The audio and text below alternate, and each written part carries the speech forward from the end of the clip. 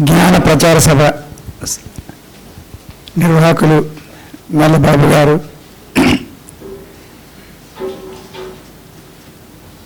సంజీవ్ గారు నిర్వహిస్తున్నటువంటి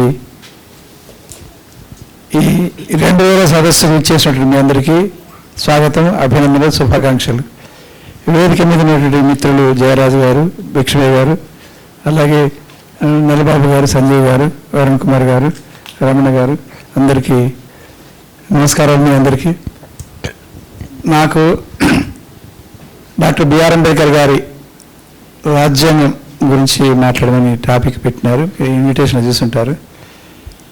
మీ అందరికీ మొట్టమొదట అభినందనలు చెప్పాలి. మీరు మొట్టమొదటిగా ఒక పరీక్ష పాస్ అయినారు. ఆ పరీక్ష ఏంటంటే ఇక్కడికి రావడానికి నిర్ణయించుకోవడం, అదే ఒక పరీక్ష. ఆ పరీక్షకి ఒక శుల్కం పెట్టినాడు, 2 రోజుల కోసం, ఖర్చుల కోసం, మన సంసిద్ధత ఎంత అని తెలియడం కోసం ఒక ఫీజు పెట్టినాడు.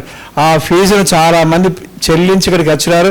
ఆ ఫీజు చెల్లించడము, ఇక్కడ దాకా రావడం కోసం చేసుకున్న నిర్ణయం, నిశ్చయం ఏదైతుందో అది మీరందరూ పాస్ అయినట్టు మిమ్మల్ని పూర్తిగా అభినందిస్తున్నాను. ఇది తొలి విజయం. రెండో విజయం ఒకటి సాధించాల్సిన అవసరం ఉంది. అంబేద్కర్ మార్గంలో వెళ్ళడానికి ఇట్లాంటి ఒక బ్లూ కోటు, ప్యాంట్ ఏదన్నా సరే ఒక బ్లూ కోట్ మాత్రం వేసుకొని రావాలి. ఇప్పటిదాకా నల్లబాబు గారు చెప్పినట్లుగా కుటుంబ సభ్యులతో సహా వచ్చి కొత్త తరాన్ని తయారు చేయడం కోసం నల్లబాబు గారు ముందుకు వచ్చినారు. నాకు చాలా సంతోషంగా ఉంది. నాకు నా జీవితకాలంలో మళ్ళీ చూస్తానో లేదో అనుకున్నాను. మేము 30 ఏళ్ల క్రితం 1990 నుంచి ప్రారంభించినాం అంబేద్కరిజం మీద క్లాసులు. హుజరాబాద్, హన్మకొండ, వరంగల్, ఆదిలాబాద్, విశాఖపట్నం, అనంతపురం, విజయవాడ ఇట్లా క్లాసులు ప్రారంభించినాం. 2 క్లాసులు, 50 మంది నుంచి 150 మంది, ఒక చోట 500 మంది, జహీరాబాద్, అలాగే వరంగల్, ఖమ్మం, ఇలాంటి చోట్లలో. అయితే ఆ క్లాసులు ప్రారంభించినాము.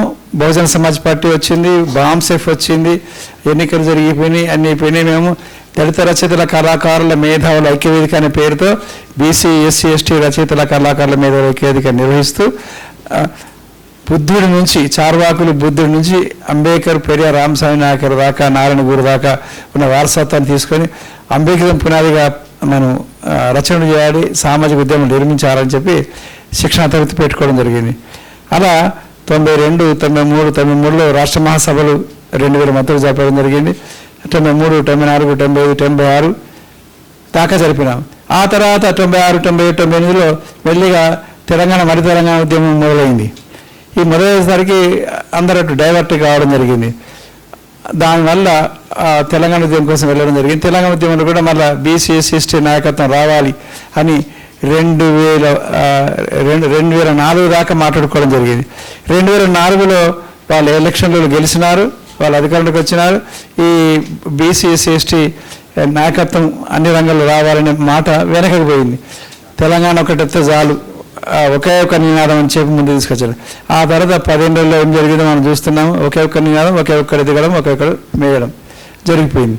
అందువల్ల ఈ బహునాయకత్వము, బహుజన నాయకత్వం, సమిష్టి నాయకత్వం యొక్క ప్రాధాన్యత తిరిగి ముందుకు వచ్చింది. ఈ మనధర్మము, ఈ బీజేపీ, ఈ ఆర్ఎస్ఎస్ తీసుకొస్తున్నటువంటి పరిణామం చూసిన తర్వాత మేము 30 ఏళ్ల క్రితం అసలు 1980 నుంచి లేదా 1970 నుంచి కొనసాగుతున్నటువంటి ఒక భావజాల విప్లవం, అది మార్క్సిజం కావచ్చు, లెనినిజం కావచ్చు, మావోయిజం కావచ్చు, అంబేద్కరిజం కావచ్చు, బుద్ధిజం కావచ్చు, అది రామ్మనోహర్ లోహియా చెప్పిన సోషలిజం కావచ్చు, నాన్ బ్రాహ్మణ ఉద్యమం చెప్పినటువంటి రామస్వామి నాయకర్ కావచ్చు, మా దేవుడు మాకే విద్య అన్నిటికన్నా ముఖ్యం చెప్పినటువంటి నారాయణ గురు కావచ్చు, వీళ్ళందరినీ తీసుకొని మనం ఇంతకాలం ముందుకు సాగినామే. వీటన్నిటినీ కాదని ఇవన్నీ వెనకబడిపోతూ ఇప్పుడు మన ధర్మము, మేము భారత రాజ్యాంగాన్ని తీసేసి నిర్లజ్జగా మన ధర్మాన్ని మనస్ఫూర్తిని పెడతామని చెప్పి బహిరంగ ప్రకటించే ధైర్యానికి వాళ్ళ రాజకీయ అధికారం ముందుకొచ్చింది, ఆర్ఎస్ఎస్ ముందుకొచ్చిందంటే అసలు నేను మళ్ళీ తిరిగి సమాజం మనం ఏదైతే భారత రాజ్యాంగంలో ఇప్పటిదాకా మనం ప్రతిజ్ఞ చేశామో ఆ ప్రతిజ్ఞలోని విధంగా మన సమాజాన్ని తీర్చిదిద్దుకునేటువంటి యువతరం ఎదుగుతుందా లేదా ఈ టీవీలకి, ఈ సెల్ ఫోన్లకి, ఈ వాట్సాప్ గ్రూపులో వచ్చేటువంటి ట్రోలింగ్కి పుకార్లకి కొట్టుకపోతారు, ఆ సినిమాలకు వాటి వీటి కొట్టుకపోతారని బాగా బాధేసింది నాకు. మొన్న నల్లా బాబు గారు వచ్చేసి, సార్ ఈ 2 రోజులు సెమినార్ పెడుతున్నాము అని అంటే నాకు నిజంగా చెప్తున్నాను, నేను పునర్జన్మించినట్టుగా అనిపిస్తున్నది. నల్ల బాబులో నేను ప్రవేశించానా, నల్ల బాబు నాలో ప్రవేశించాను, నాకు అంత ఆనందం వేసింది. ఎందుకంటే 1 గంట 2 గంటలు మాట్లాడిపోవడం వేరు, ఒక పూట మాట్లాడి భోజనం పెట్టి పంపించడం వేరు, 2 రోజులు కూర్చోబెట్టి క్లాస్ చెప్పడం వేరు. ఈ 2 రోజులలో సాధారణంగా 8 గంటలు మనం మాట్లాడుకుంటాం, ఆ తర్వాత కలిసి మాట్లాడుకుంటాం, భోజనం చేసేటప్పుడు, స్నానం చేసేటప్పుడు, తినేటప్పుడు, పడుకునేటప్పుడు, వచ్చేటప్పుడు, వెళ్ళేటప్పుడు. అది 8 గంటలు 8 గంటలు 16 గంటలు, కనీసం 6 గంటలు 6 గంటలు 12 గంటలు. 12 గంటలు అంటే ఎంత పెద్ద క్లాసో తెలుసా? మనకు స్కూళ్ళల్లో కాలేజీలో చెప్పేది 40 నిమిషాలు ఒక క్లాస్, దాంట్లో అటెండెన్స్ పోతే 35 నిమిషాలు. అంటే మనం ఇక్కడ ఈ 12 గంటలలో సుమారుగా మనకి 20 రోజుల క్లాసు విన్నట్టు. ఒకటే సబ్జెక్టు మీద అయితే రోజు ఒక క్లాస్ అయితే 20 రోజులు విన్నట్టు.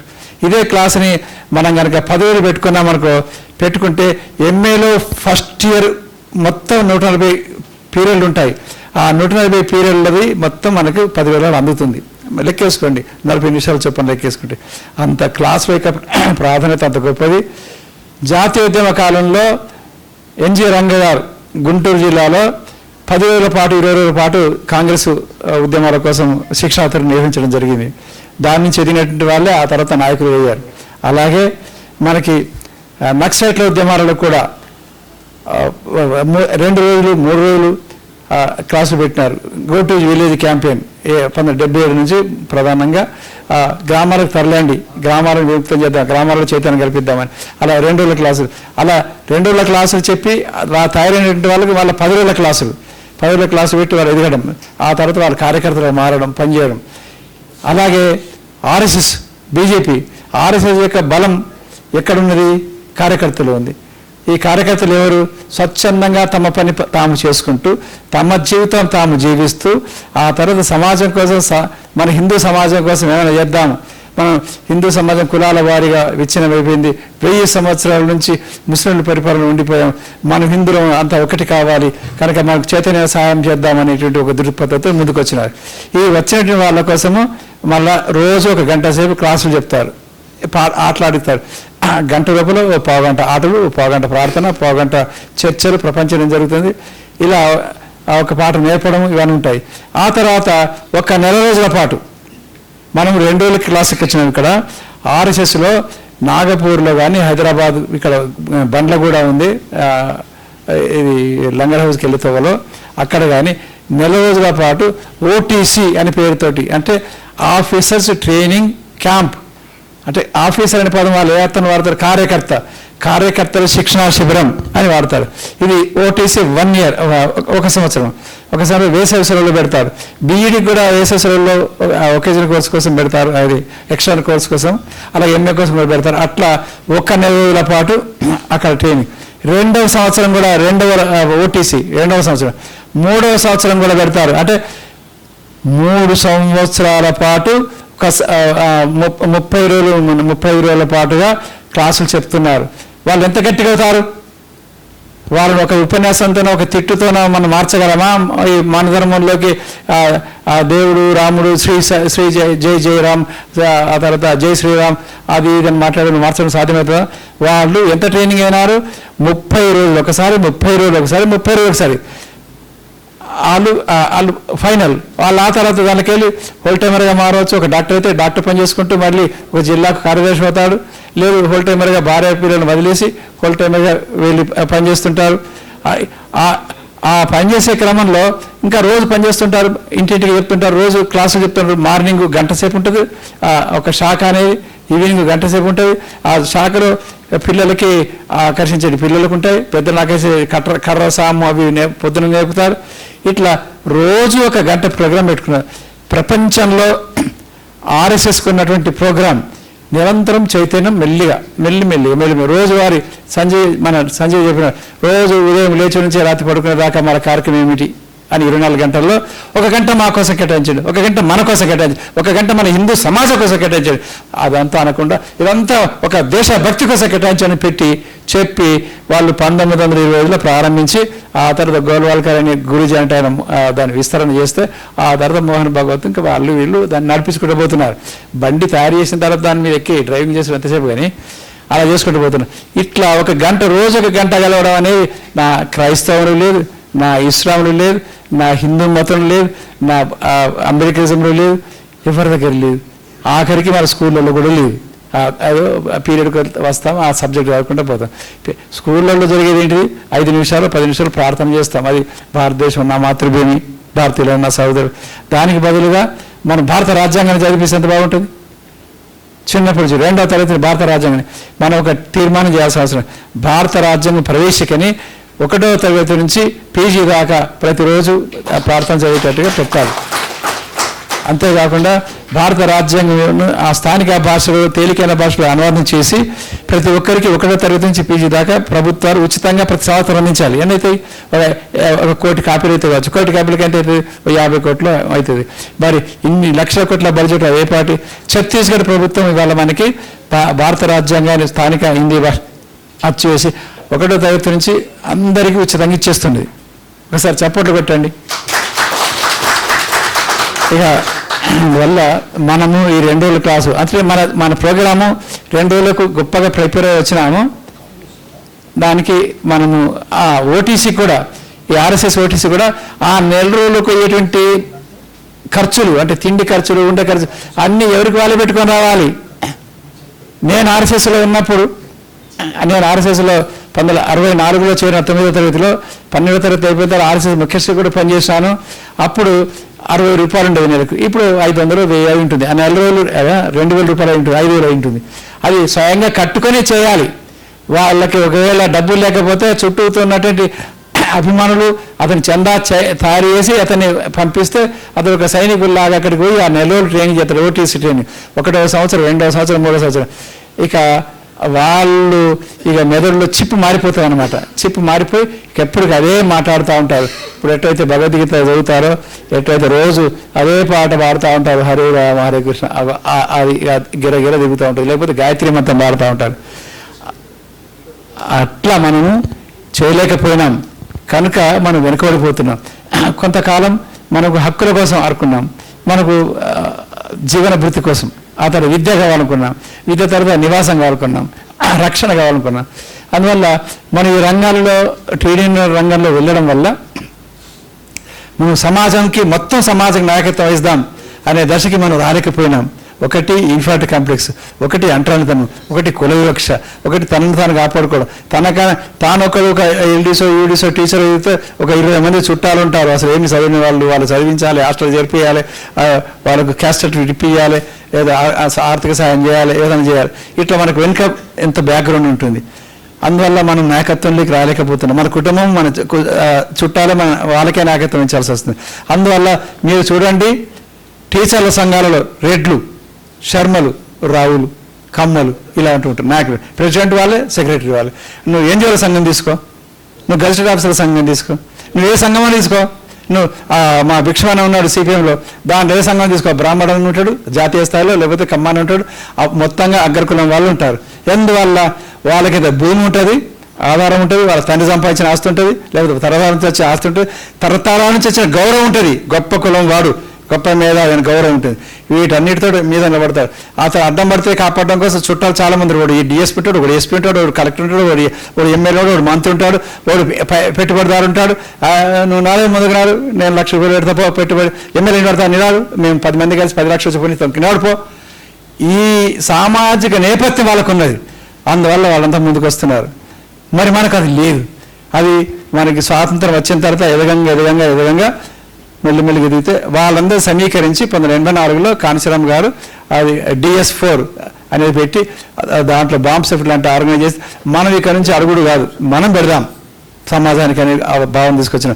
అంటే ఆ స్థాయికి ఇతర సామాజిక వర్గాల వాళ్ళు ఎలా అయితే ఎదిగినారో ఆ స్థాయికి ఎదిగే స్థాయికి మనం వచ్చిన తర్వాత మాత్రం మన సంఘటితం కావడం మొదలైంది. అంటే మనము, మన దేశము, మన సమాజము, ఈ సమాజానికి మనం నాయకత్వం వహించాల్సిన అవసరం ఉన్నదని. ఈ సమాజం నాయకత్వం వహించాల్సిన అవసరం ఉందని మనం అనుకున్నాం కదా. అన్ని కష్టాలలో కూడా డాక్టర్ బిఆర్ అంబేద్కర్ గారు మన భారతదేశానికి నాయకత్వం వహించాలి, నా సమాజం నాయకత్వం వహించాలి, ఈ దేశాన్ని నాయకత్వం వహించాలి, మొత్తం మానవీయ సమాజంగా దీన్ని మార్చాలని అనుకున్నాడు. ఎప్పుడు విద్యార్థి దశ నుంచి అనుకున్నాడు. మరి ఎంతమంది జీటీవీలో తెలుగులో కానీ హిందీలో కానీ మరాఠీలో వచ్చినటువంటి అంబేద్కర్ జీవిత చరిత్రని ఎపిసోడ్స్ని ఎంతమంది సార్ చేతులు ఎత్తండి ఒకసారి. అంబేద్కర్ జీవిత చరిత్ర ఇప్పుడు మీ దగ్గర టీవీలుగా మీ దగ్గర సెల్ ఫోన్ ఉంటే జీటీవీలో తెలుగు కానీ హిందీ కానీ తమిళం కానీ మీకు ఏ భాష అయితే ఆ భాషలో అంబేద్కర్ జీవిత చరిత్ర హిందీలో అయితే 750 దాకా వచ్చిన ఎపిసోడ్స్. అక్కడికి డిగ్రీ చదువుతున్నాడు. బరోడా మహారాజ్ దగ్గర స్కాలర్షిప్ తీసుకుంటున్నాడు, చదువుకుంటున్నాడు. అంటే ఎంత వివరంగా వచ్చింది 740 ఎపిసోడ్స్ వరకు.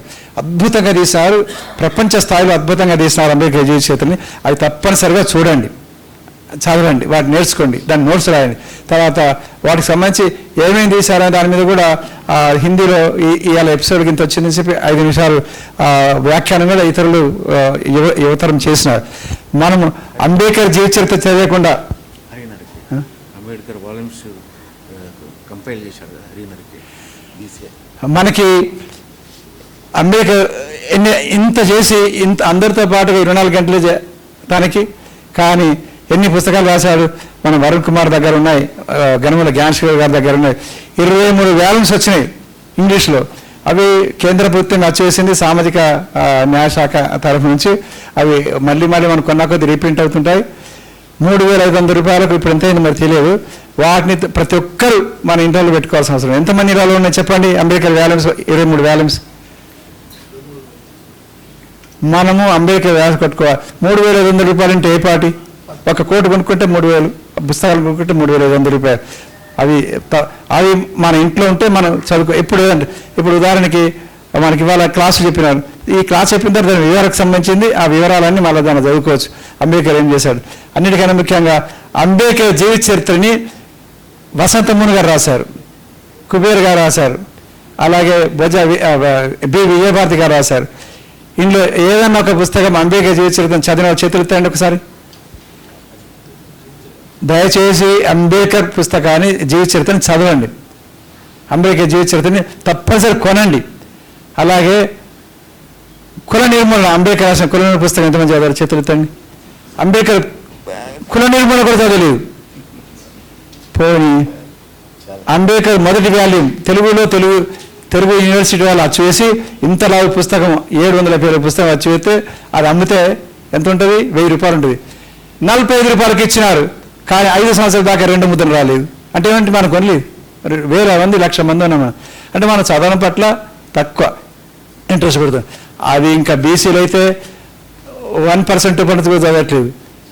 ఇంత ఘోరం అంటే బీసీలో ఏం చేయాలో పుస్తకం రాస్తే అది ఒక 10 ఏళ్ళ దాకా కూడా నా దగ్గర ఉన్నాయి కాపీలు. బీసీలు చదవడానికి అంటే మాకేమి అంత రాతనం లేదు, ఉద్యోగం వచ్చింది, బతుకుతున్నాం. తిరుపతి కోదామా, అయ్యప్ప గుడి కోదామా, ఇట్లాంటివి. అంటే మా భిక్షపతి అన్నయ్య గారు ఏదైతే నాయకత్వం వహించినారో, నేను గతంలో ఏదైతే నక్సలైట్ నాయకత్వం వహించినానో మా సంస్థ, నేను కూడా నక్సలైట్లో పనిచేశాను. రాడికల్ యువజన సంఘం రాష్ట్ర ప్రధాన కార్యదర్శి అంటే మావోయిస్ట్ పార్టీలో యువజన సంఘానికి రాష్ట్ర ప్రధాన కార్యదర్శి పనిచేశాను. తాను సింగరేణిలో పనిచేశాడు. అయితే మేమేం చేసాం? జీతాలు పెరగాల అన్నాం. అన్నీ ఇప్పుడు కూడా అదే అంటారు. ఇప్పుడు కూడా ఏఐటీసు, ఐఎన్టీసు, సిఐటియు, ఉట్టుకులేండి సార్ అందరూ అదే అంటారు. జీతం 10 రూపాయల నుంచి 100 రూపాయలు అయితే ఏం చేస్తారు? చైతన్యం మార్చకపోతే ఊర్లో ఉన్న పోషమ్మ కొబ్బరికాయ కొడతాడు, కొన్నికి వస్తాడు. 100 రూపాయలు వస్తే పక్క పొంట ఒకటి ఉంటుంది, కొండగట్టు మా ఊరే, లేకపోతే యాదగిరిగుట్ట, లేకపోతే భద్రకాళి, లేకపోతే ఇంకొకటి 1000 రూపాయలకి జీతం పెరిగిందనుకో, అరే తిరుపతి కోదాం. 5,000 జీతం పెరిగిందనుకో, అయ్యప్ప గుడి కోదాం. 10,000 జీతం పెరిగి, అరే గుర్రం మీద మనం కాశ్మీర్ అవుతాలో అక్కడ మానసరోవరం చూద్దాం. చైతన్యం ఏం పెంచలేదు. అదే పాత చైతన్యంతో, అదే చైతన్యం వలన ఇవాళ శ్రీరామ్ వచ్చింది, జై శ్రీరామ్ వచ్చింది. మనము జీతం పెంచడం తప్ప జీవితంలో వాళ్ళ చైతన్యం పెంచలేదు. చైతన్యం పెంచాల్సిన అవసరం. నాకు విషయం ఎప్పుడు అర్థమైంది తెలుసా? మా పెద్దనాన్న అసలు తత్వయోగి మిట్టపల్లి రాజయ్య, మా ఇంటి పేరు మిట్టపల్లి, అమ్మమ్మ గారి పెడితే బేతి శ్రీరాములు అయిపోయింది. అయితే ఆయన మహారాష్ట్ర, గుజరాత్లలో అచరతత్వ గురుగానే 100 మంది శిష్యులు ఉన్నారు.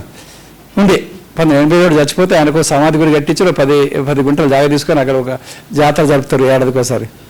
అయితే మా పెద్దనాన్న ఈ బాంబేలో బట్టల మీద కార్మికుల మధ్య ఈ అచతత్వం భావవాదం చెప్పేది ఆ గురువుగా ఎట్లా గౌరవించబడ్డాడు అని ఆలోచన చేసినాం 35 ఏళ్ళ కింద. అంటే ఈ ట్రేడ్ యూనియన్లు జీవితాలు పెంచినాయి కార్మికులకు, కానీ చైతన్యం పెంచారు. కనుక నిత్య జీవితం ఎట్లా బతకాలి, ఎలాంటి సంస్కృతి ఉండాలి అని చెప్పి నేర్పలేదు. కానీ మా పెద్దనాన్న చెప్పినారు, నాయన సాత్వికంగా ఉండండి, కళ్ళు వదకండి, అబద్ధాలు ఆడకండి, మోసం చేయకండి, నీతి నిజేతకు బతకండి, ఇగో అచతత్వం ఇగో ఇట్లా ఉంటుంది, అంత శూన్యమే అని చెప్పి ఇట్లాంటివన్నీ ఏదో చెప్పి ఇది మళ్ళీ ఈ సూత్రం ఎవరికి చెప్పకు అని చెప్పి అంటే నిత్య జీవితం ఎలా బతకాలి అనేటువంటి పిల్లల్ని ఎట్లా చూసుకోవాలనేది మా పెద్దనాన్న చెప్పుకుంటూ వచ్చాడు. ఓహో, ఇది భావవాదమైనా సరే మనిషి జీవితానికి సంబంధించిన జీవితం ఎలా ఉండాలో చెప్పినారు. ఈ ట్రేడ్ యూనియన్లన్నీ మనకు, ఈ రాజకీయాలన్నీ జీవితంలో ఎలా ఉండాలో చెప్పలేదు. ఆర్ఎస్ఎస్ వాళ్ళు మనం ఇలా ఉండాలి, రోజు పూజ చేయి, బొట్టు పెట్టుకో, నువ్వు బొట్టు పెట్టుకో నువ్వు ఇందు ఇదొకటి, అరే పెట్టుకోవడం గింతగా పెట్టుకో, అలా పెట్టుకోక ఎక్కడ చూస్తే సార్ అందరికీ బొట్లే కనబడుతుంది, అంతగా బొట్టులే ఇల్లు. ఇట్లా ఒక సంస్కృతి చిహ్నాన్ని ప్రచారం చేయడం జరుగుతున్నది. అట్లా మరి అంబేద్కర్ బౌద్ధం తీసుకునేటప్పుడు 23 పత్రికలు రాసినాడు. ఈ పత్రికలు చేయండి అని. ఇప్పుడు భారత రాజ్యాంగం చేసినట్టుగా ఆ పత్రికలు దానిలో నేను ఏ దేవుని నమ్మను, రాముని నమ్మను, కృష్ణుని నమ్మను, ఆ తర్వాత ఈ విగ్రహాలను నమ్మను, విగ్రహ పూజ చేయను, ఇలాంటి అన్ని రాసినారు. ఆ పత్రికలు చేసి 6 లక్షల మందితో నాగపూర్లో 1956 విజయదశమి నాడు బౌద్ధ దీక్ష తీసుకోవడం జరిగింది. డాక్టర్ బిఆర్ అంబేద్కర్ జీవితంలో అనేక కోణాలు ఉన్నాయి. ఒక ఉన్నతమైనటువంటి ప్రభుత్వ అధికారిగా పనిచేసినాడు, ఉన్నతమైన ఒక విద్యావంతుడిగా పనిచేశాడు. ఆ తర్వాత తను గొప్ప భారతదేశంలో ఇన్ని డిగ్రీలు ఇన్ని హోదాలు సంపాదించినటువంటి జాతీయ నాయకులు ఎవరు లేరు. ఆ విషయం మీకు తెలిసిన ఇవాళ ఇక ఒక వారం 10 రోజులలో లేదా ఇవాళ కానీ ఇప్పుడు వరుణ్ కుమార్ గారు ఇక్కడికి రథయాత్ర చేసినట్టు ఇక్కడనే ఉంది షాపు, ఇది కావాల్సిన పుస్తకాలు తీసుకొచ్చి పెడతారు. మీరు ఎంతమంది అంబేద్కర్ జీవిత చరిత్రని, కుల నిర్మూలన ఈ 2 పుస్తకాలు ఎంతమంది కొనుక్కుంటారో ఒకసారి చేతులు ఎత్తండి. ఇవాళ కానీ రేపు కానీ వీళ్ళు అదంతా కలిసి 200 రూపాయలు ఉండవు. దయచేసి అందరూ చేతులు ఎత్తండి ఒకసారి. అరే అవి మధ్యన మూడో లైన్ పుస్తకాలు కొనకుండా జ్ఞానం, మనం వచ్చిందే జ్ఞాన ప్రచార సభకి, జ్ఞానాన్ని ప్రచారం చేయాలి. మీరందరూ కార్యకర్తలు, మీరందరూ ఒకసారి అక్కడికి వెళ్ళి మీ ఊళ్ళల్లో మన ఊళ్ళల్లో ఉపన్యాసం ఇస్తే అంబేద్కర్ కుల నిర్మూలన అంటే అరగంట ఉపన్యాసం చెప్పాలి. గంట కూడా చెప్తున్నాను, అరగంట మాట్లాడాలి. అంబేద్కర్ రాజ్యాంగం ఏం చేసాడు అంటే అరగంట మాట్లాడాలి. మీరు ఒక అరగంట చొప్పున మాట్లాడాలి అంటే మీరు అంబేద్కర్ పుస్తకాలు చదవాలి, అంబేద్కర్ గురించి రాసిన పుస్తకాలు చదవాలి, భారత రాజ్యాంగం చదవాలి, భారత రాజ్యాంగం గురించిన పుస్తకాలు చదవాలి. అందువల్ల మనము ఎదిగితేనే మన చుట్టూతో వాళ్ళని ఎదగడం సాధ్యమవుతుంది. కనుక మీరు 2 రోజుల క్లాసు విన్నారంటే మీరు 2 గంటల క్లాస్ అని చెప్పేటట్టు ఉండాలి. 2 గంటల క్లాస్ అంటే ఏంటి? అరగంట చొప్పున 4 విషయాల పట్ల చెప్పేటట్టుగా మీరు కొంత గడుపు చెప్తారు, కొన్ని ఉదాహరణలు చెప్తారు, ఆ తర్వాత కొన్ని జోకులు వేస్తారు, ఆ తర్వాత అంబేద్కర్ చెప్తారు, అంబేద్కర్ జీవితాన్ని ఘట్టాలు చెప్తారు. అట్లా ఎదగాల్సిన అవసరమే. అందువల్ల దయచేసి మనకేమన్నాడు? బోధించు, సమీకరించు, పోరాడు. బోధించు అంటే ఏంటి? జ్ఞానం కదా. మన పుస్తకాలు వాళ్ళ సగం మంది చేతులు ఎత్తుతున్నారు, గట్టిగా ఎత్తే తప్ప చేతులు ఎత్తారు. మరి 4 రోజులు వాళ్ళు త్యాగం చేసి వాళ్ళు అక్కడ హిందూ మతం కోసం, ఆర్ఎస్ కోసం, బ్రాహ్మణ కోసం, మన ధర్మం కోసం వాళ్ళు పోతున్నారే 3 సార్లు నెలలు చొప్పున. మరి మన ఎట్లా? అందువల్ల ఈ పోటీకి పోరాడితేనే ఉడికేవాడిది జెండా అవుతుంది. ఎంత తప్ప ఇక్కడ ఈ సామాజిక రంగంలో ఈ పోటీ సమాజంలో పోటీ ఉంటుందో రిజర్వేషన్ ఏముంటుంది? అంబేద్కర్ రిజర్వేషన్ ఇచ్చినారా? అంబేద్కర్ రిజర్వేషన్తో ఇచ్చినారా? ఇప్పుడు ఈ రాజ్యాంగాన్ని మేధావి కాబట్టి రాయించినారు. అందువల్ల మీరు మేధావులు కదండి, విద్యావంతులు కావాలి, రాయాలి, అది కాదు ఇప్పుడు. అందువల్ల మీరు దయచేసి పుస్తకాలు చదవాలి. ప్రతి ఒక్కరింట్లో కత్తిపూర గారు రాసినవి కావచ్చు, భోజాతారం గారు రాసినవి కావచ్చు, కంచెల గారు రాసినవి కావచ్చు, బిఎస్ఎన్ రాసిన పుస్తకాలు కావచ్చు, అంబేద్కర్ రాసిన పుస్తకాలు కావచ్చు, పిఆర్ రామసారావు రాసిన పుస్తకాలు కావచ్చు, మనకు వరుణ్ కుమార్ సమాంతర పుస్తకాల షాపులు కనపడతాయి. ఆ తర్వాత ఇంకా చాలా చోట్ల కనపడతాయి. వెంకటరావు కూడా పెట్టినాడు బయట. కనీసం నెలకు అవకాశం ఉంటే 1000 రూపాయల పుస్తకాలు కొనండి. అది వీలు కాకపోతే కనీసం 100 రూపాయల పుస్తకాలు కొనండి. అరే 6 కిలో కూరగాయలు కొంటే ఒక 1/4 కిలో మాంసం తెచ్చుకుంటే 200 రూపాయలు, అది రావాలి 250 రూపాయలు. వారం కూడా తెచ్చుకుంటూనే ఉన్నారు. 1/2 కిలో తక్కువ తెచ్చుకోరు. మరి అది ఆహారం ఒకటే పూటకి జ్ఞానం జీవితాంతం ఉపయోగపడుతుంది. మరి ఒక మఠానికి 1 కిలో పెట్టుకున్న 500 రూపాయలు పెడుతున్నప్పుడు 400 రూపాయలు పెడుతున్నప్పుడు 500 రూపాయలు పుస్తకం అంటే పుస్తకాలు అనగానే ఉచితంగా రావాలనుకుంటారు. ఎట్టు వస్తాయి పుస్తకంగా ఉచితంగా? ఎప్పుడో క్రైస్తవ ప్రచారం చేయడం కోసం ఉచితంగా ఇచ్చారు, ఎప్పుడో కమ్యూనిస్టు ప్రచారం చేయడం కోసం పుస్తకాలు చదివితే కార్యకర్త అవుతాడని ఇచ్చుకుంటారు. ఇప్పుడు ఆ పరిస్థితి లేదు. రష్యాలు ఇచ్చటం లేరు, ఇప్పుడు చైనా వాళ్ళు ఇచ్చటం లేరు, ఇప్పుడు ఎవరు ఇచ్చటం లేరు. RSS వాళ్ళు పుస్తకం ఏ ధర ఉంటుందో ఆ ధరకు పుస్తకం 600 రూపాయలు అంటే 600 రూపాయలు తీసుకొని పుస్తకం ఇస్తాడు. ఎక్కడ ఇది బరకత్పుర చౌరస్తా కాడ ఉంది. నేను ఇది సందర్భంగా పోయి 1-2 పుస్తకాలు కొన్నాను. ఏం పుస్తకం అది? ప్రాచీన కాలంలో బౌద్ధ విశ్వవిద్యాలయాలు. ఒకసారి అనండి, ప్రాచీన కాలంలో ఈ పుస్తకము మల్లంపల్లి సోమశేఖర శర్మ 1953లో రాసినాడు. ఆ పుస్తకము ఏదో ఒక ఫ్రెండ్ ప్రయత్నం రాదంటే పాత ఫ్రెండ్ అంటే సరిపోయినా చూస్తేనే వెంటనే 2 కాపీలు కొన్నాను. ఆ తర్వాత మళ్ళీ 2 కొన్నాను. మళ్ళీ ఆ తర్వాత లేవు. అది వాళ్ళకు వ్యతిరేకమైన పుస్తకం వాళ్ళకి అర్థమైపోయింది. ఇది మొత్తం బౌద్ధ విశ్వవిద్యాలయాన్ని ఎట్లా నాశనం చేసి హిందూ బ్రాహ్మణిక గుళ్ళుగా గోపురాలుగా ఎట్లా మార్చేసినారు అని చెప్పి ఆ పుస్తకంలో ఉన్నది. అంత గొప్ప పుస్తకం మళ్ళీ దొరుకుతుంది. మన వరుణ్ కుమార్ గారు 1,00,000 కాపీలు ప్రింట్ చేసి అందరికి పంపిణీ చేయాల్సిన అవసరం ఉంది. ప్రాచీన కాలంలో బౌద్ధ విశ్వవిద్యాలయాలు. అందువల్ల పుస్తకాలు తప్పనిసరి చదవాలి. ఇప్పుడు కత్తి పొంగరావు గారు ఒక పెద్ద అంబేద్కర్ లాగా కూర్చొని కాళ్ళు లేతలు కూర్చున్న కానీ రాస్తున్నాడు. 600 పేజీలు 700. ఆంధ్ర ప్రాంతంలో అయితే ఒక్కొక్క పుస్తకం 500 పేజీలు కొనుక్కుంటూనే ఉన్నారు. 6 నెలలకు ఒకసారి రీప్రింట్ చేస్తూనే ఉన్నారు. ఈ మధ్యన 30 పుస్తకాలు వేసినాడు. వ్యక్తిత్వ నిర్మాణ పేరు మీద ప్రపంచంలో గొప్ప వాళ్ళు ఎట్ట బతికినారు ఎట్ట వెతికినారు పుస్తకాలు వేసినాడు. అందువల్ల పుస్తకాలు చదవాలి, కొనాలి. పుస్తకాలు మొదటి రూమ్లో మనం ఎవరైనా వస్తే హలో అని మనం ఎవరైతే పరిగణిస్తామో డ్రాయింగ్ రూమ్ అంటాం. ఆ రూమ్లో పుస్తకాలని కనపట్టేట్టు పెట్టాలి. మన ఇంటికి రోజుకి 2-3 వస్తారు. అంటే ఏంటి? 50కి 1000 మంది వస్తారు. ఈ 1000 మందిలో కనీసం 5-10 మంది కానీ చూసి ఇన్స్పైర్ అవుతారు కదా, పుస్తకం చదువుతారు కదా. ఏంటి అలాగ పుస్తకం పేరు కనపడుతుంది. ఆ తర్వాత ఆయన 10th ఇంటర్మీడియట్ డిగ్రీ అయిపోయిన తర్వాత ఇప్పుడు అదే ఒక పుస్తకం ఉంది కదా చూస్తాడు. అప్పుడు జ్ఞాపకం చేసుకొని చదువుకుంటాడు. అందువల్ల ఇప్పుడు అంబేద్కర్ విగ్రహం అంతేగా, మనం ఒక వీధిలో అంబేద్కర్ విగ్రహం పెడితే అది ఏంటో తెలియదు. ఆ తర్వాత అంబేద్కర్ ఏంటో తెలుసుకుంటాం. పుస్తకం కూడా అంతే. మన ఇంట్లో మన డ్రాయింగ్ రూమ్లో పుస్తకాలని కనపడేటట్టు పెట్టాలి. ఎవరైనా వస్తే వాళ్ళు చూపించాలి, మాట్లాడాలి. ఆ తర్వాత పుస్తకాలు వాళ్ళు కొనుక్కోమని చెప్పాలి. చదువుకోవడం చేస్తే అటే పోకుండా చూసుకోవాలి. ఏమైనప్పటికీ కూడా పుస్తకాలు మనం విద్య ద్వారా మాత్రమే పైకి వస్తున్నాము. విద్యనే సర్వస్వము. విద్య ద్వారా ప్రపంచం వెళ్తారు. ఎవరికైతే విద్య ఉంటుందో వాళ్ళు మాత్రమే సమాజాన్ని పరిపాలిస్తారు. అంబేద్కర్కి ఏమి కోట్ల రూపాయల ధనరాశులు ఏమి లేవు. మరి ఇవాళ కాంస్వామికి కోట్ల రూపాయల ధనరాశులు ఏమి లేవు. మరి ఎట్లా ఈ ప్రపంచాన్ని నడిపించడానికి ముందుకు? విద్య, జ్ఞానం. అందుకే జ్ఞాన ప్రచార సభను పెట్టినందుకు నల్లబాబుని అభినందిస్తున్నాను. చాలా గొప్ప పేరు.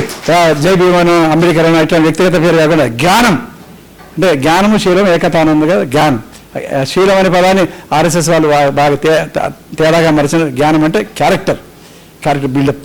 అదే పంచశీల అన్నం, అష్టాంగ మార్గం అన్నాం. అయితే అంబేద్కర్ గారు భారత రాజ్యాంగంలో చెప్పిన దాని గురించి చెప్తాను. ఈ పుస్తకం అందరూ కొనుక్కోవాలి. ఇది ఎంతకైనా ఇవ్వచ్చు. 50 రూపాయలు పడుతుంది. ఒరిజినల్గా మీరు ఒక్కొక్కరు ఒక 1000 కాపీలు వచ్చేసినారు అనుకోని 19,000 రూపాయలకు 1000 కాపీలు వస్తాయి. అంటే మీకు 12 రూపాయలు పడుతుంది 1000 కాపీలు వచ్చేస్తే. ఆ పంచండి మీరు 1000 మందికి 19,000.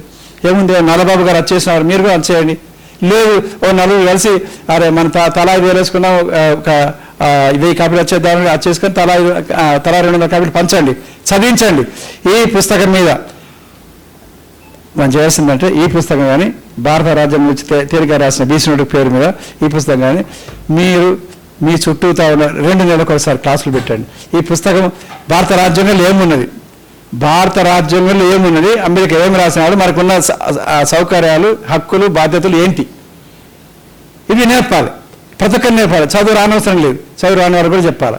ఎందుకంటే ఇప్పుడు చదువు రాని వాళ్ళు సినిమాలు చూస్తలేరా, ఆ టీవీలు చూస్తలేరా, సెల్ ఫోన్ వాడతలేరా, ఇది కూడా వింటారు.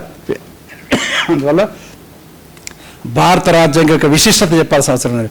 మనం అప్పుడు ఈ మనధర్మం గురించి తిట్టుడు గిట్టుడు పెడితే అనవసరం చర్చ పోతుంది. భారత రాజ్యాంగంలో ఏముంది మాత్రమే చెప్పాలి.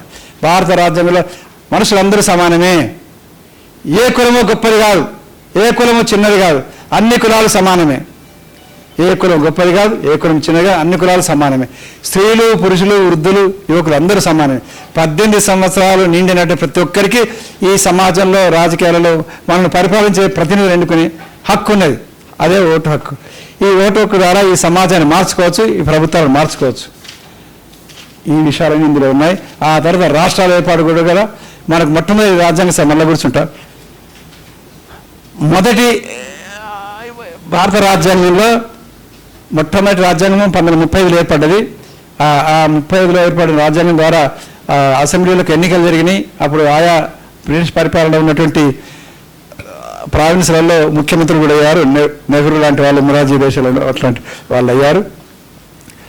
ఆ తర్వాత మళ్ళీ స్వాతంత్రం ఇచ్చేటప్పుడు 1946లో రాజ్యాంగ పరిషత్ ఏర్పడింది ఎంపీలతోటి. ఆ రాజ్యాంగ పరిషత్తులో 298 మంది ఉండి 2 సంవత్సరాల 11 నెలల పాటుగా చర్చలు చేసి భారత రాజ్యాంగాన్ని రూపొందించడం జరిగింది. ఆ 1935 దానికి భూమిక 1919లో ఒకటి ఉంది, కొన్ని హక్కులు ఇచ్చినారు మనకి. ఆ తర్వాత 1935 రాజ్యాంగమే స్వాతంత్రానికి అనుకూలంగా విస్తృతంగా మనకి ఇప్పుడు ఈ 1950 నుంచి రాయబడే రాజ్యాంగంలో ఉంది. అయినప్పటికీ కూడా కొన్ని వేల సవరణలు, 2300 సవరణలు దాకా చర్చలో ప్రతిపాదించడం జరిగింది. అవన్నీ నిర్దిష్టంగా ఉండడం కోసం, అంటే ఎమ్మెల్యే ఎలా ఎన్నిక చేయాలి, సర్పంచ్ ఎట్లా ఎన్నిక చేసుకోవాలి, అలాగే సుప్రీంకోర్టుకు ఎలా ప్రమోట్ చేయాలి, హైకోర్టు ఎట్లా పనిచేయాలి, ఐఏఎస్ ఎట్లా పనిచేయాలి, కలెక్టర్ ఎట్లా పనిచేయాలి, జిల్లా స్థాయి, గ్రామ స్థాయి, హైకోర్టు, రాష్ట్రము, కేంద్రానికి సంబంధించిన హక్కులు ఏమిటి, రాష్ట్రానికి సంబంధించిన హక్కులు ఏంటి, పన్నులు ఎట్లా వేసుకోవాలి, ఆ తర్వాత సుప్రీంకోర్టు తప్పు చేస్తే ఏం చేయాలి, ఆ తర్వాత పార్లమెంట్ ప్రధానమంత్రి తప్పు చేస్తే ఏం చేయాలి, అన్ని విషయాలు అందులో రావడం జరిగింది. వీటన్నిటి కలిపి 26 జనవరి నుంచి అమల్లోకి వచ్చినటువంటి రాజ్యాంగాన్ని 1949 నవంబర్ 26వ తేదీ నాడు దాన్ని అమల్లోకి ఆమోదిస్తూ తీర్మానం జరిగింది. మన రాజ్యాంగ దినోత్సవం ఏ రోజు చెప్పండి ఒకసారి? 1949 నవంబర్ 26వ తేదీ భారత రాజ్యాంగ దినోత్సవం ఆమోదించిన రోజు అది. ఏ రోజు? అందరు గట్టిగా చెప్పండి. నవంబర్ 26, 1949 భారత రాజ్యాంగం అమల్లోకి వచ్చిన రోజు 1950 26 జనవరి. స్వాతంత్రం వచ్చిన రోజు తెలంగాణను అనగా నైజాం రాజ్యాన్ని భారతదేశంలో, ఇది భారతదేశంలో భాగం కాదు, భారతదేశంలో కలపబడిన రోజు సెప్టెంబర్ 17, 1948. అందువల్ల ఈ విషయాలు మనం తెలుసుకోవాల్సిన అవసరం ఉంది. అయితే ఈ సందర్భం మరొక భారత రాజ్యాంగంలో నైజాం రాజ్యానికి సంబంధించిన ప్రతినిధులు రాజ్యాంగ పరిషత్ సభ్యులు ఎవరు లేరు. నిజానికి మీరు చేసిందే మాకు పెట్టు అలసిపోయింది. అప్పుడు సైన్యం వచ్చి కొట్టుదామంటే, చంపుదామంటే అలసిపోయి మీ రాజ్యాంగం మాకు వర్తిస్తే పో అని చెప్పి నిజాం అన్నాడు. కానీ నిజాం అంటే కర్ణాటక, మహారాష్ట్ర, తెలంగాణ ప్రాంతాల నుంచి 18 మంది మనకి ఎంపీలుగా రాజ్యాంగ పరిషత్కి నామినేట్ చేసుకుంటే మనకి ఏం జరిగి ఉండేది? చేసుకుంటే కాశ్మీర్కి 370 ఆర్టికల్ ఎట్టయితే ప్రత్యేక రక్షణలు ఇచ్చినారో ఈ దేశంలో ఇక్కడ ఉన్న హక్కులకి, అన్నిటికీ, ఉద్యోగాలకి, ఆస్తులకి, అన్నిటికీ రక్షణ ఇచ్చినారో కాశ్మీర్కి, అలాంటి హక్కులు ఏర్పడి ఉండేవి. అది జరగలేదు. దానివల్లనే ఆ తర్వాత ఇప్పుడు ఈ 60 నుంచి 60 కష్టాలు పడ్డాం మనం. సరే, అది బూరుకొర రక్షణ చేశాడు. సరే, అదంతా వేరు. అయితే ఇప్పుడున్నటువంటి భారత రాజ్యాంగంలో 395 ఆర్టికల్స్ ఉన్నాయి. 395. ఈ 395 ఆర్టికల్స్కి కొన్ని సవరణలు చేసినారు. ఈ సవరణలు బట్టి వారు గ్రూప్ 1 ట్రైనింగ్లలో, ఆ తర్వాత ఐఏఎస్ శిక్షణ తరగతులలో మొత్తం భారత రాజ్యాంగంలో 446 ఆర్టికల్స్ ఉన్నాయంటున్నారు. 446 అనేది లెక్క కాదు, కానీ ఆ సవరణలు అంత ప్రాధాన్యత కలిగని వాళ్ళు చెప్తుంటారు. కానీ ఉన్నాయి 395. 395 ఆర్టికల్స్లలో రాష్ట్రాలను ఏర్పాటు చేసినటువంటి సమయంలో 7వ రాజ్యాంగ సవరణ ప్రకారంగా ఇప్పుడు ఆంధ్రప్రదేశ్ లాంటి 14 రాష్ట్రాలు ఏర్పడ్డాయి. మొదటి ఎస్ఆర్సీ అంటారు, ఫెడరల్ కమిషన్ అంటాం, ఏర్పడిన తర్వాత అంతకాలం ముందు ఏబిసి అనే రాష్ట్రాలు ఉండేవి. అవి పోయి 14 రాష్ట్రాలు ఏర్పడ్డాయి, సమానమైన రాష్ట్రాలు ఏర్పడ్డాయి. అప్పుడు 7వ రాజ్యాంగ సవరణ రావడం వల్ల 379 నుంచి అనుకుంటాను 9 ఆర్టికల్స్ పోయినాయి. అంటే 395 ఇప్పుడు ఆర్టికల్స్ లేవు.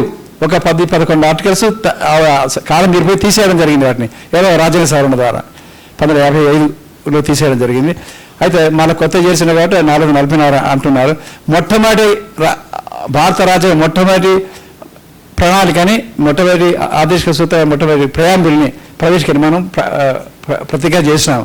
రెండవది ఏముంటుంది మట్ల రెండవ ఆర్టికల్లో భారత రాజుగా సరిహద్దులు, ఎక్కడి నుంచి సరిహద్దులు, ఆ సరిహద్దులు. రెండవది ఏంటి, అనేక ప్రాంతాలను కలిపి ఒక రాష్ట్రాన్ని ఏర్పాటు చేయుట. మూడవది ఏంటి, మూడవ ఆర్టికల్ అది ఒక ప్రాంతాన్ని విడగొట్టి ఇంకొక ప్రత్యేక రాష్ట్రంగా ఏర్పాటు చేయటం. దీనికి సింపుల్ మెజారిటీ చాలు, ఎందుకంటే మైనార్టీలు ఉంటారు కాబట్టి అధికారం ఉన్నటువంటి వాళ్ళు ఒప్పుకోకపోవచ్చు కనుక పార్లమెంటు సింపుల్ మెజారిటీ తోటి అటెండ్ అయిన వాళ్ళ సింపుల్ మెజారిటీతో ఒక రాష్ట్రం ఏర్పాటు చేయవచ్చు. మూడు ఇక 4 నుంచి 11 దాకా ఉన్న ఆర్టికల్స్లలో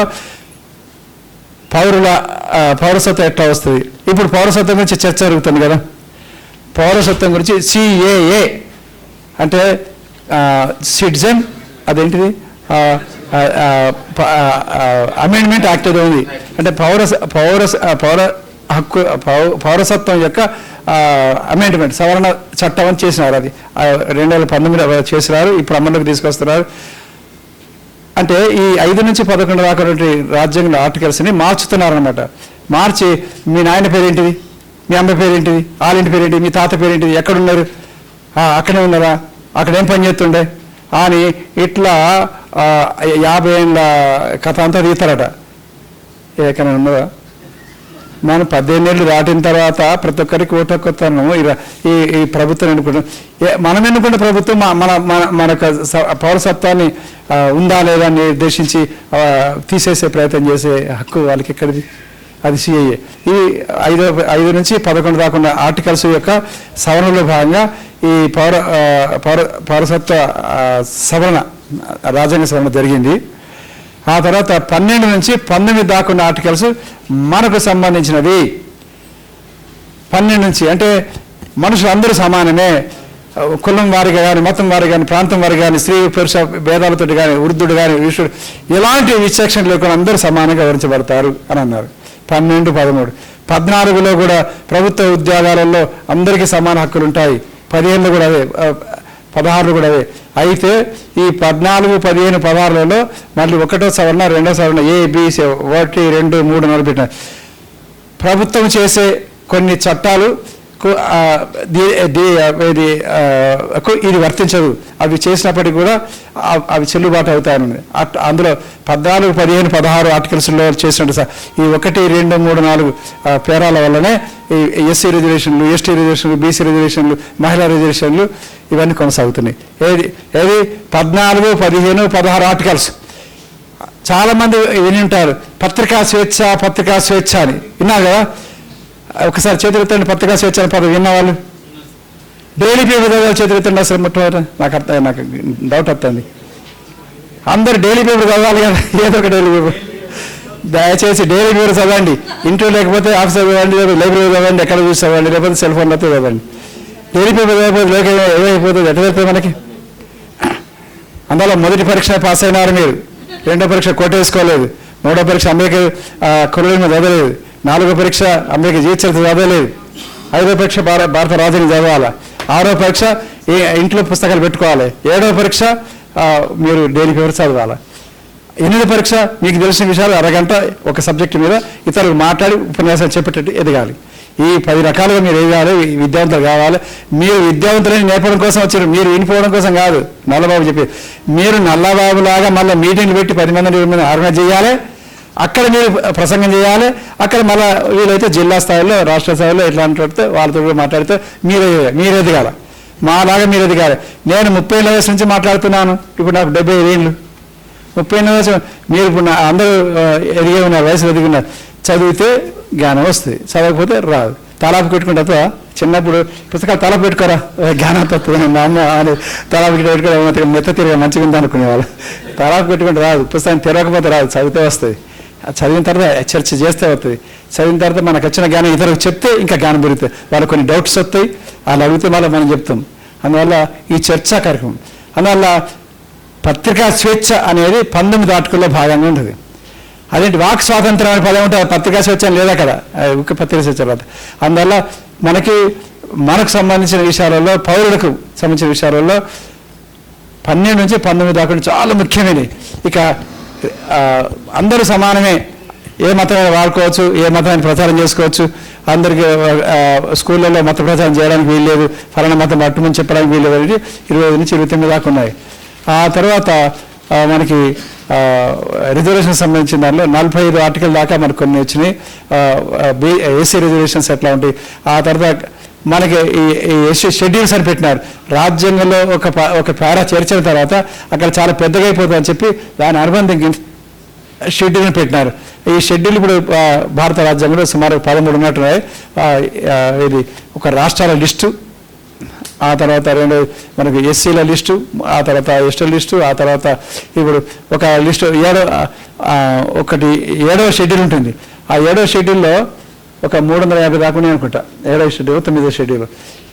అవన్నీ ఏంటి, ఆయా రాష్ట్రాలు ప్రజల ఒత్తిడితోటి భూ సంస్కరణ చేస్తే, కార్మిక చట్టాలు చేస్తే వాటిని హైకోర్టులు అడ్వకేట్లు మాటలు విని భూస్వాములకు అనుకూలంగా, యజమానులకు అనుకూలంగా ఆ కేసు కొట్టేస్తే ప్రజల నుంచి ఒత్తిడి రావడం వల్ల పార్లమెంటు సభ్యులు కానీ ఎమ్మెల్యేలు కానీ పార్లమెంటు పెట్టి దీని మీద సుప్రీంకోర్టు తీర్పు చెల్లదు అని చెప్పి తయారు చేసిన చట్టాలు 357 దాకా ఉన్నాయి మన 9వ షెడ్యూల్లో. మనం ఇప్పుడు తెలంగాణ ఉద్యమం ఇప్పుడు వింటాం 9వ షెడ్యూల్ 10వ షెడ్యూల్ అని. అట్లా అందువల్ల మనకు ఈ భారత రాజ్యాంగంలో డాక్టర్ బిఆర్ అంబేద్కర్ గారు అందరికీ కులాతీతంగా మతాతీతంగా అందరికీ సమాన హక్కులు కల్పించేటువంటి అవి చర్చలు చేయడం జరిగింది. ఆ తర్వాత ఈ రిజర్వేషన్ సంబంధించిన ప్రావిజన్స్ కూడా పెట్టడం జరిగింది. విద్యా ఉద్యోగ రంగాలలో, రాజకీయ రంగాల్లో కూడా ఉన్నాయి. ఈ రాజకీయ రంగంలోని రిజర్వేషన్స్ 10 సంవత్సరాలకు ఒకసారి ఎక్స్టెండ్ చేసుకుంటూ రావడం జరిగింది. మొట్టమొదట అంబేద్కర్ 10 సంవత్సరాలు అన్నాడు. అంటే నా ప్రజలు 10ఏళ్లలో ఎదిగి గొప్ప నాయకులు అందరితో సమానం అవుతారు అనుకున్నారు. కానీ జరిగింది ఏంటంటే కార్యక్రమం చూస్తున్నాం. ఇప్పటికి కూడా ఆ రిజర్వేషన్ సీట్ల కోసం ఎదురు చూసే దశలో ఉంటున్నాము. అందువల్ల భారత రాజ్యాంగం కిరాణా షాపులో చాలా ఉంటాయి, సూపర్ మార్కెట్లు చాలా ఉంటాయి. అయితే అలా ఉంటే అవన్నీ మనకి అవుతాయా? అక్కడ ఉంటే మనకు వస్తాయా? పుస్తకం చదవకపోతే పుస్తకం ఎట్టు మనకైతే మెదటకి ఎక్కదో మనం కొంటే తప్ప దానికి వెళ్ళి రావు.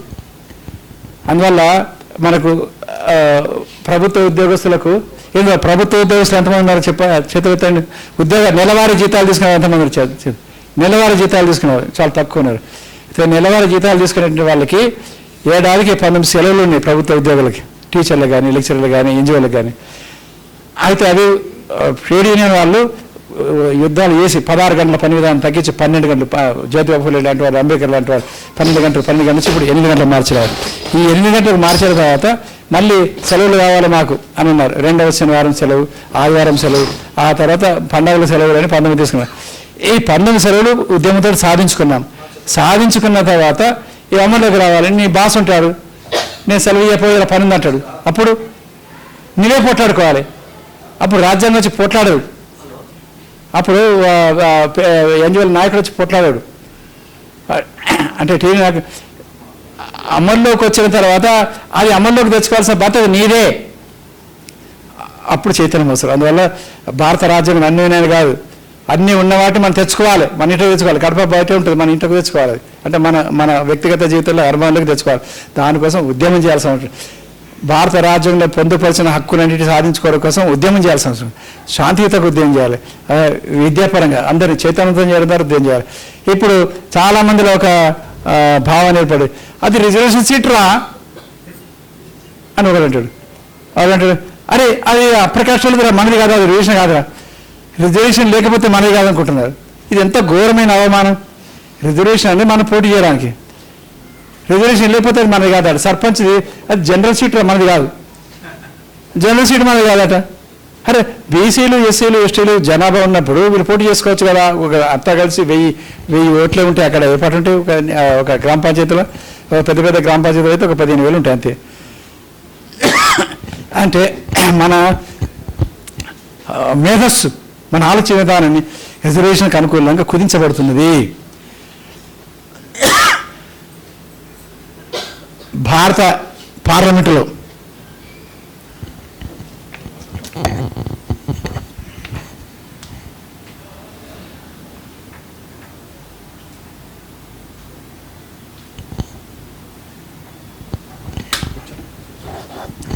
నాకు మొన్న వచ్చింది టీవీలో, వాట్సాప్లో, ఏమని భారత ప్రధానమంత్రి నరేంద్ర మోడీ గారు పార్లమెంటులో మాట్లాడుతూ నేను రిజర్వేషన్ల వ్యతిరేకిని, నేను రిజర్వేషన్లకు వ్యతిరేకిని.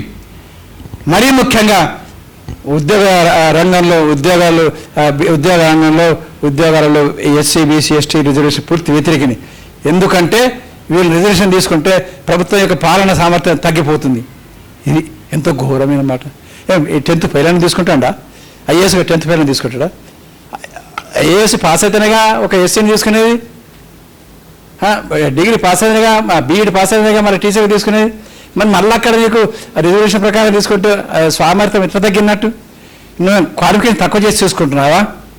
క్వాలిఫికేషన్ ప్రకారం తీసుకుంటున్నావు కదా.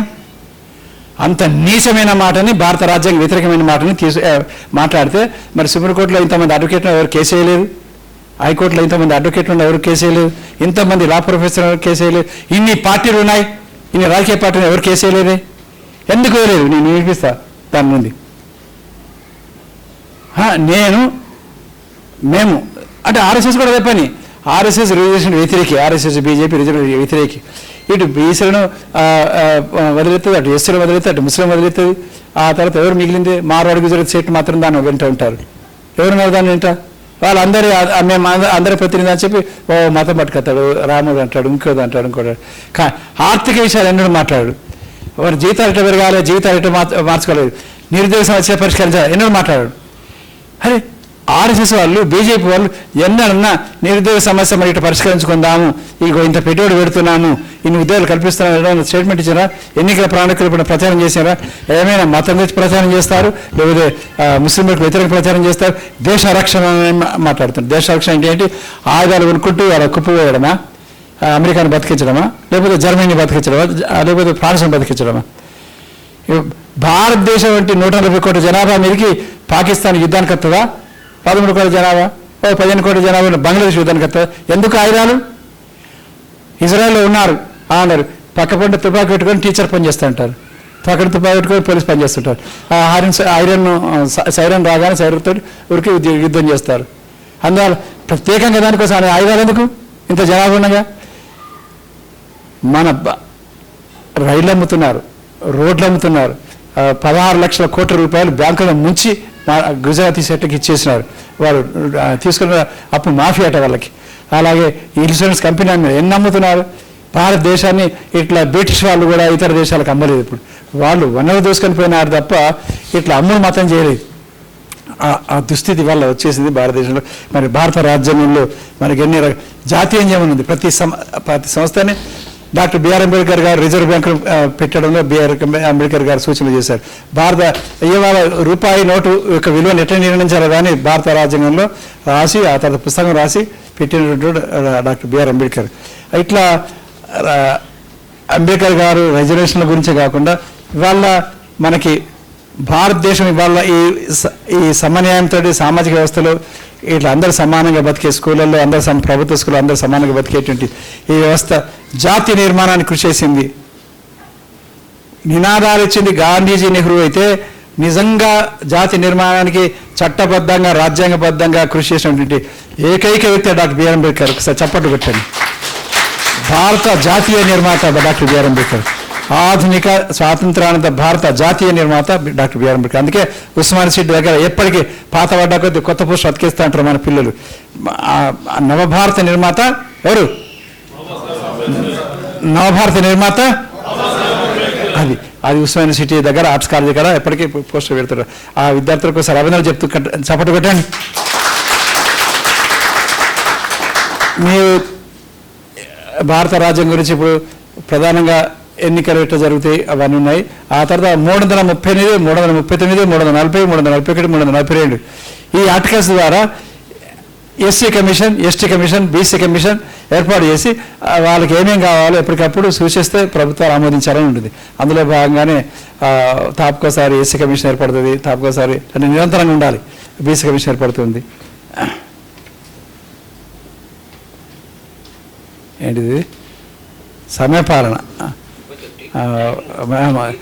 అయితే అది ముగిద్దామని చెప్పిన సమయపాలన అంటే మనకు కావాల్సిన భారత రాజ్యాంగంలో ఉన్న సమయంలో అరగంట సమయంలో చెప్పాల్సింది ఏంటి? ఒకటి దేశ సరిహద్దులు, ఒకటి ఆర్టికల్. రెండవది రాష్ట్రాల పునర్విభజన. ఏర్పాటు. మూడవది ఒకటి రాష్ట్రాన్ని రెండుగా విభజించడం.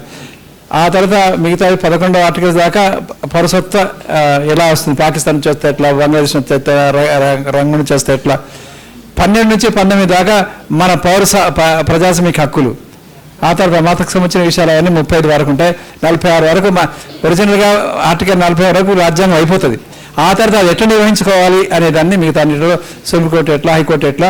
ఆ తర్వాత 245 నుంచి 275 దాకా ఉన్న ఆర్టికల్స్లో గిరిజన ప్రాంతాలలో మిజోరం ఈశాన్య రాష్ట్రాల్లో కానీ మన ఆంధ్రప్రదేశ్లో కానీ ఈశాన్య రాష్ట్రాలలో ఈవెన్ ఆదివాసులకు ప్రత్యేక హక్కుల కోసం కొన్ని ఆర్టికల్స్ ఉన్నాయి.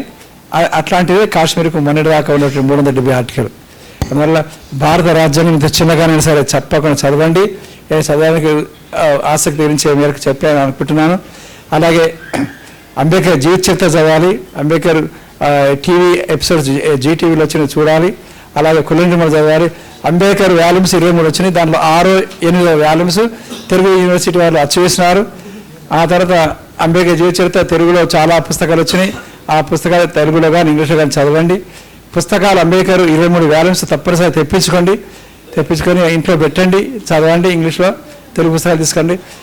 రాజ్యాంగాన్ని తప్పనిసరిగా అందరూ చదవాలి, చదివించాలి. అందరికీ ఉచితంగా అచ్చివేసి చిన్న చిన్న పుస్తకాలు అచ్చివేసి పంపిణీ చేయాలని చెప్పి కోరుతూ, మీరు ఇక్కడ ఇవాళ ఒక ప్రేక్షకుడిగా ఒక శ్రోతగా వచ్చిన వాళ్ళు ఇక్కడి నుంచి వెళ్ళేటప్పటికి ఒక కార్యకర్తగా, ఒక ఉద్యమకారుడిగా అంబేద్కర్ రథయాత్ర, అంబేద్కర్ కారవాన్ని ముందు తీసుకునే వీళ్ళుగా మీరు ముందుకెళ్ళాలి. అంబేద్కర్ ఈ కుల నిర్మూలన కావాలని కోరుకున్నాడు. అందరూ సమానంగా బతకాలని కోరుకున్నాడు. అందరికీ ఉచిత విద్య అందించాలని కోరుకున్నాడు. ఇప్పుడు నా స్లోగన్ ఏంటంటే 30 సంవత్సరాల నుంచి ₹1 కూడా అదనంగా పన్ను వేయకుండా 16 సంవత్సరాల పాటు ప్రతి ఒక్కరికి గురుకుల పాఠశాల ద్వారా, కాలేజీల ద్వారా ఉచితంగా విద్య అందించడం సాధ్యమే. ₹1 కూడా పన్ను వేయకుండా అంత బడ్జెట్ ఉంది ఇవాళ మనకి.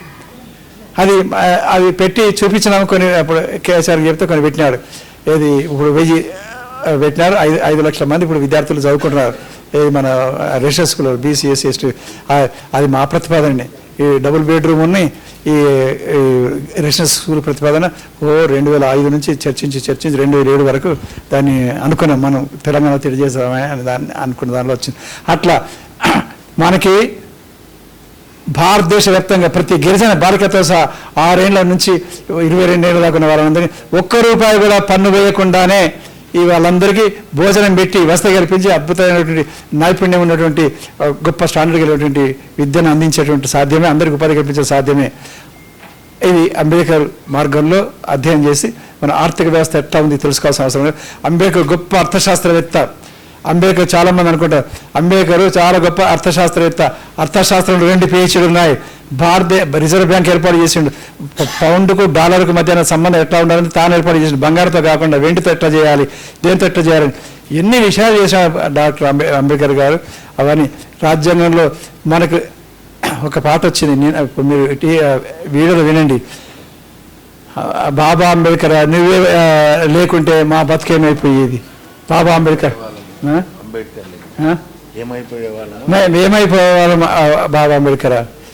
క్యాకా నహే కియా అని ఒక పాట రాసిన మాస్టర్జీ. అది కాన్సెప్ట్ గురించి రాసి. నిజానికి అలాంటి పాట క్యాకా నహే కియా హై అంబేద్కర్ జీ అని రాయాలి. భారతదేశంలో ప్రజలందరికీ సమాన హక్కులు కల్పించినటువంటి భారత రాజ్యాంగానికి డ్రాఫ్ట్ కమిషన్కి చైర్మన్గా ఉండి అందరికీ అందించినారు. ఒకవేళ భారత రాజ్యాంగ డ్రాఫ్ట్ కమిటీ చైర్మన్గా లేకపోయిందంటే భారత రాజ్యాంగం ఇట్లా ఉండేది కాదు. అందువల్లనే ప్రపంచంలో ఒక గొప్ప మేధావిగా కొలంబియా యూనివర్సిటీలో ఆయన చదువుకున్న యూనివర్సిటీలో ఆయన విగ్రహం పెట్టి ప్రపంచంలో గొప్ప మేధ 500 సంవత్సరాల్లో మా యూనివర్సిటీ చదువుకున్న గొప్ప మేధ అని చెప్పి ఆయనకు నివాళులర్పించి పెట్టినారు. వారికి నివాళులర్పిస్తూ జై భీమ్, జై అంబేద్కర్ బాబాసాహెబ్. అందువల్ల ఇక్కడ అంబేద్కర్ వర్ధిల్లాలి. Ambedkar long live Indian constitution, long live Indian constitution, long live Indian constitution, long live భారత రాజ్యాంగం.